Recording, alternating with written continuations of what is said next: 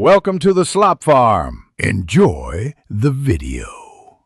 You will begin by preparing the desktop environment and starting the clock app. First, make sure your OS supports widgets and grant any permission requests. Next, download a trusted clock widget or open the built-in clock feature. Once done, choose Add or Install to place it on your desktop. You should now see a placeholder clock.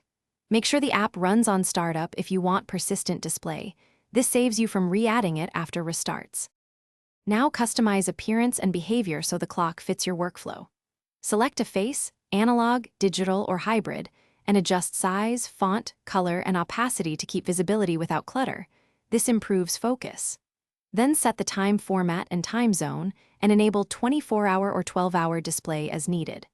Once configured, drag the clock to your preferred screen area and lock its position or enable Snap to Grid for precise alignment. These steps ensure the clock looks right and stays put.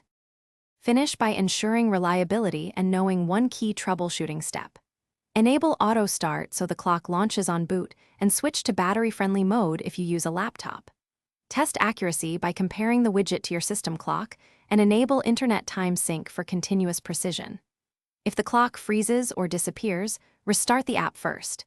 If that fails, check widget permissions and re-add or reinstall the widget.